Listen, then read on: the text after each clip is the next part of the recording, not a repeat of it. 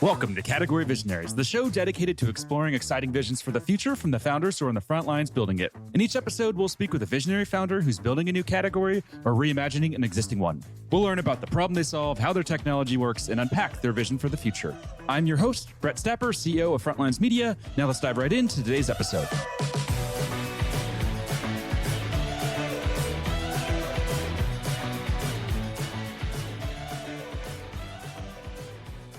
Hey everyone, and welcome back to Category Visionaries. Today we're speaking with Daniele Grassi, CEO of Axyon, an AI platform that's raised $5.5 million in funding. Daniele, how's it going? Good. Thanks, Brad, for having me. Yeah, no problem at all. Let's go and just kick off with a quick summary of who you are and a bit more about your background. Yeah, sure. Well, I'm a software engineer by training, kind of got stuck in the love of AI and finance from pretty early age. I started programming when I was like 8.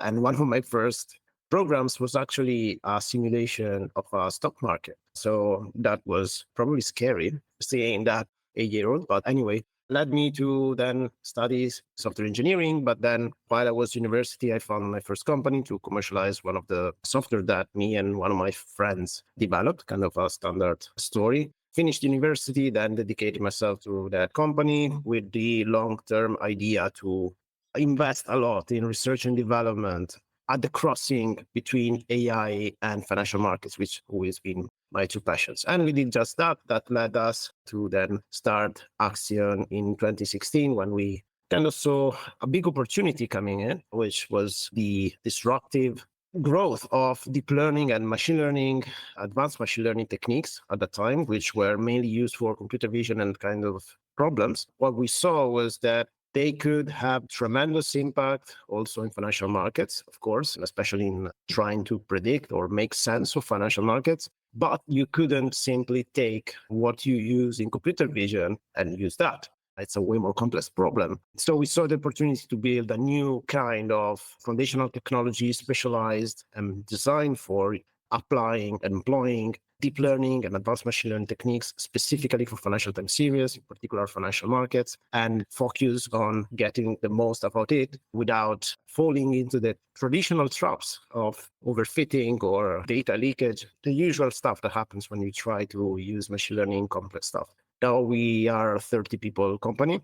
We're based in Modena, which is in the north of Italy. It's mainly known for brands such as Ferrari, Maserati, the ceramic industry, and the food, of course. So we are trying every day to make it known for AI. But actually, this is even not that far from reality in the sense that we are lucky enough for this area to be incredibly engineering focused due to the long-term presence of this type of high quality brands in the automotive and ceramics industry. So that really pushed the whole environment to be incredibly ahead in terms of academia and research in software engineering, which led to artificial intelligence when that came back from the AI winter in the last 10 years. So now Modena is actually one of the central of excellence for AI in Europe.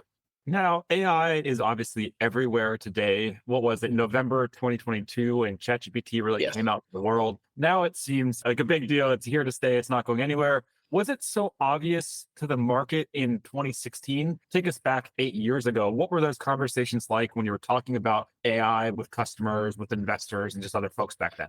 Yeah, well, the first question we always got was very simple. What is AI? And what AI means in your name? Why are you calling yourself something AI, right?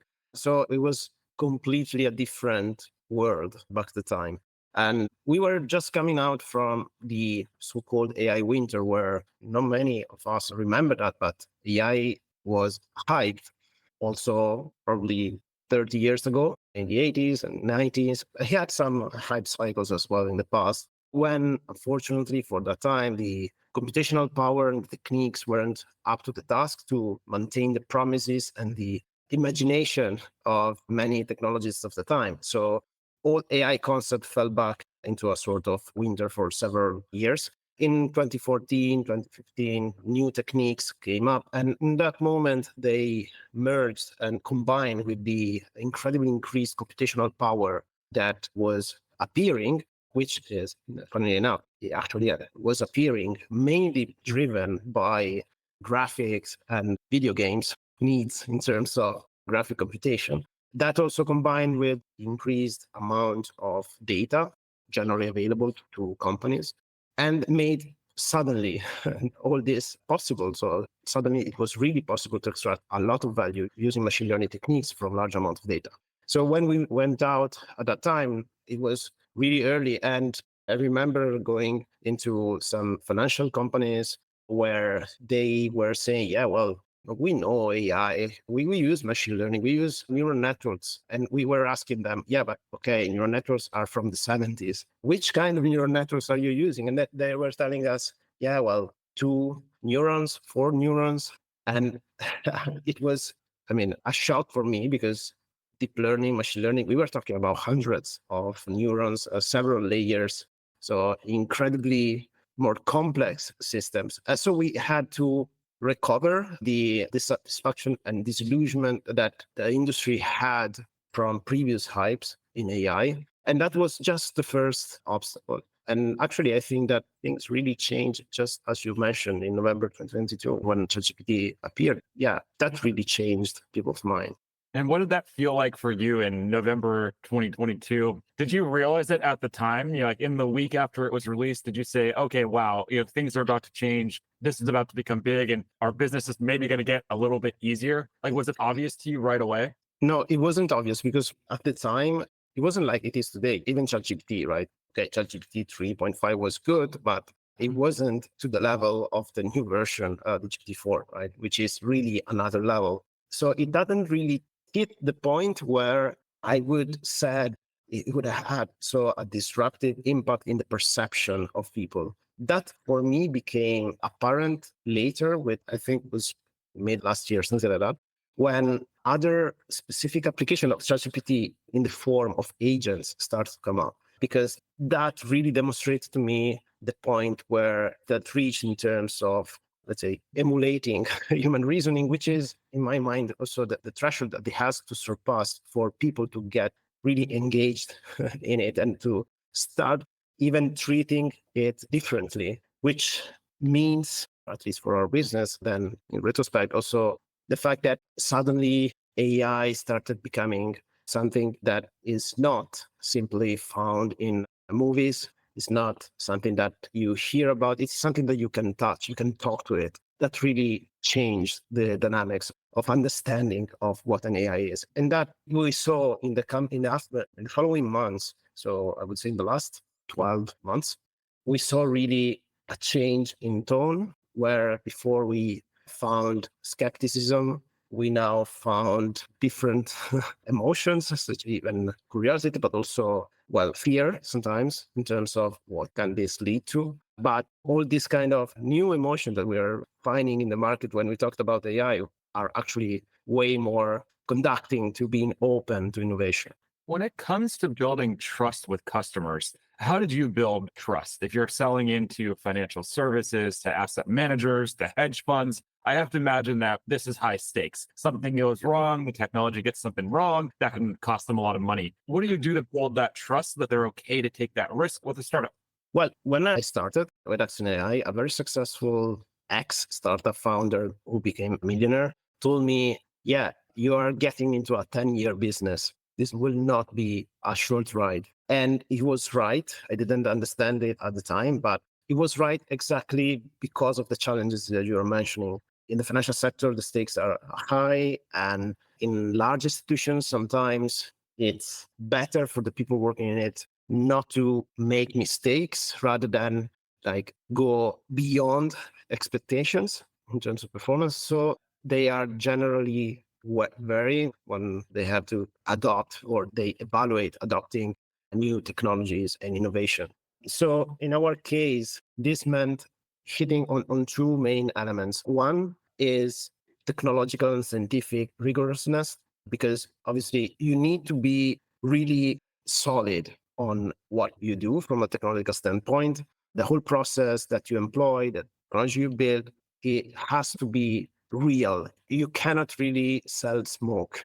Okay. Because, yeah, if you sell smoke and you ride the hype, then you may have short term success. But then if your reputation gets a hit, you're done. So this is something that we realized from the beginning, and it wouldn't have been even in our nature to fake until you make it, right? But we had to make it before really be sure and confident enough to go out. And that's one. And the second is start to build a track record as soon as possible. So even starting small, collaborating a lot with the customers so that they get comfortable with your expertise, with your skills, with your professionalism, and work with the customers to create the first application of the technology in the form of solution, which then becomes a product. And that has been our way, and it has worked.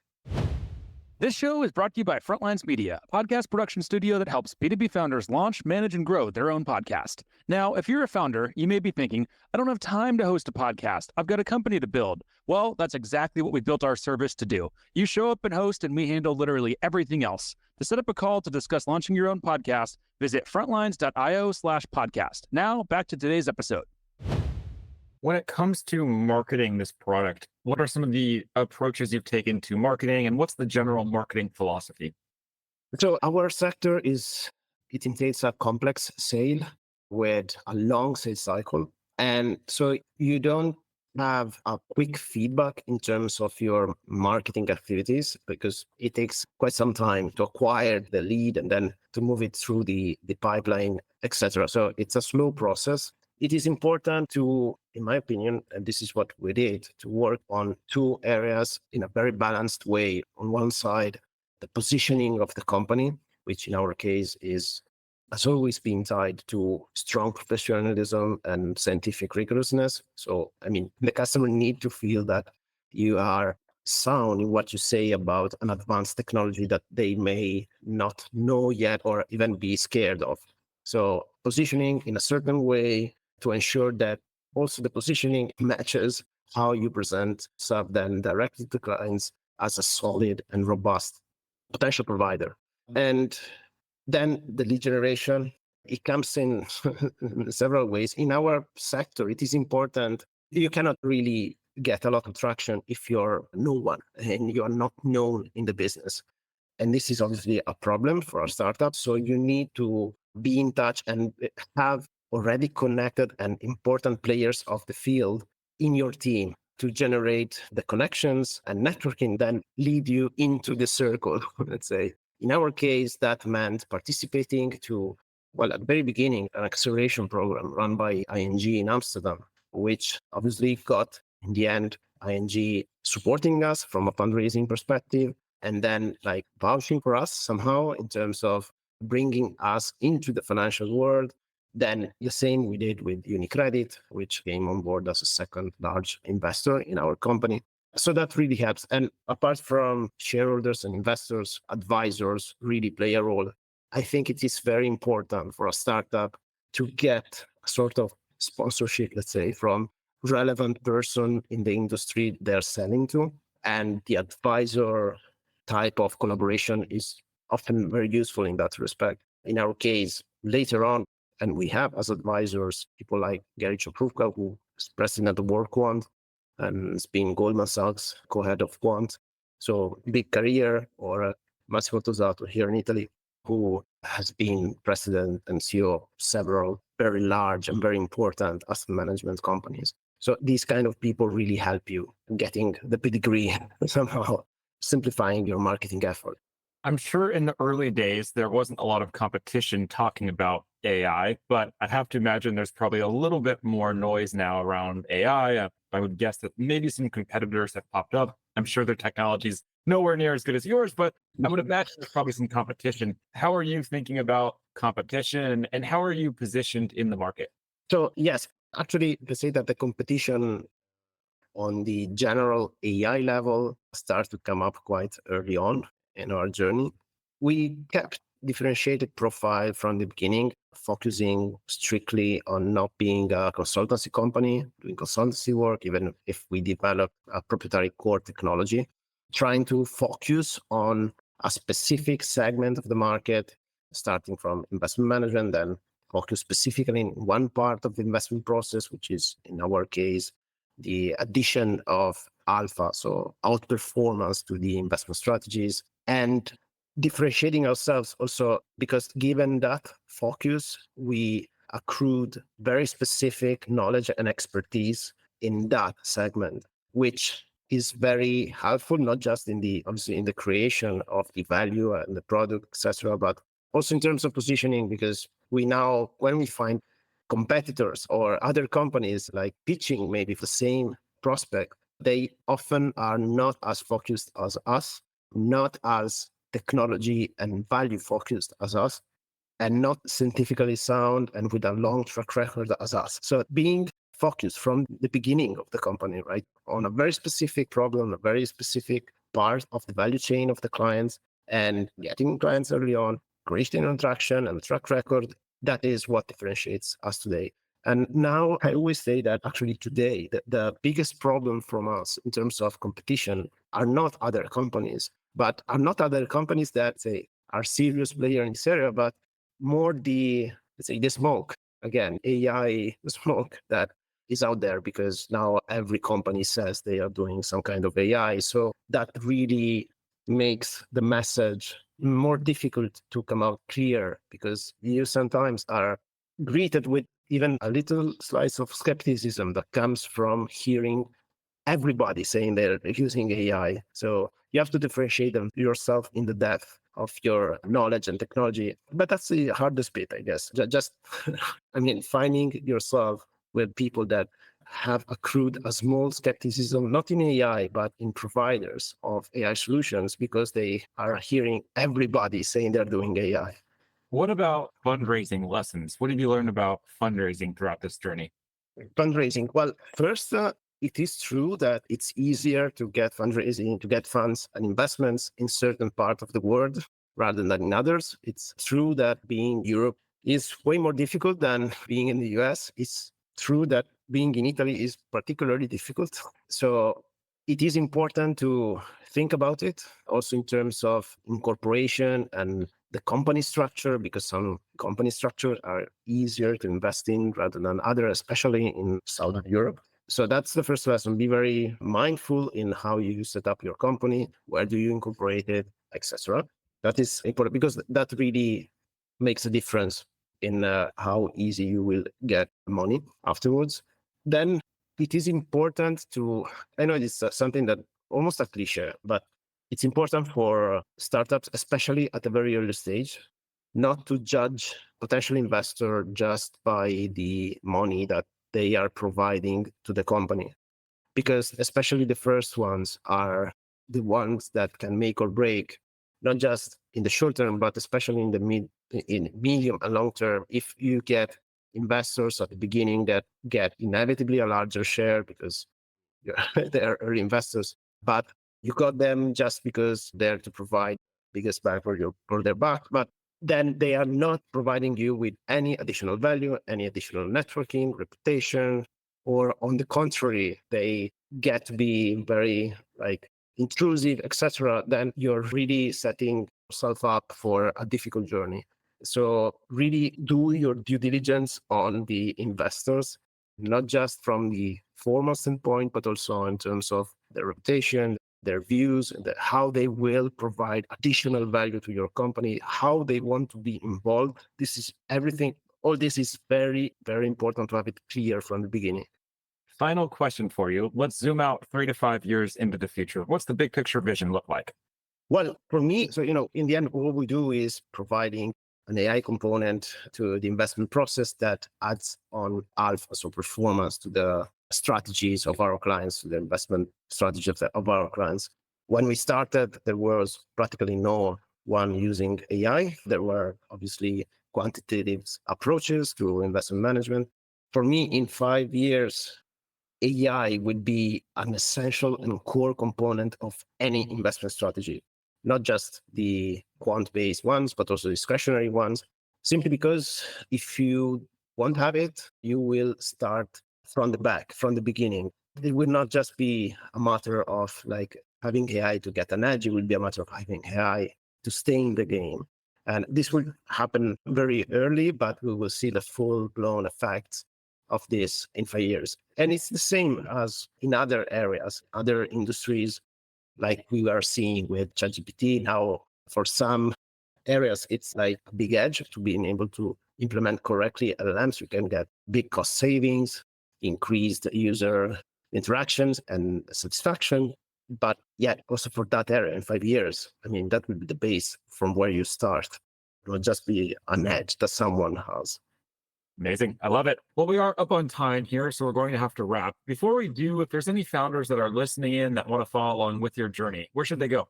Well, they should go to our website, which is axyon.ai, axyon.ai, and look for us on LinkedIn. Amazing. Well, thank you so much for taking the time to chat with us today, especially given that it's now 7 p.m. in Friday. So we appreciate it and hope you have a great weekend. Great. Thanks for having me and have a great weekend, you too. This episode of Category Visionaries is brought to you by Frontlines Media, Silicon Valley's leading podcast production studio.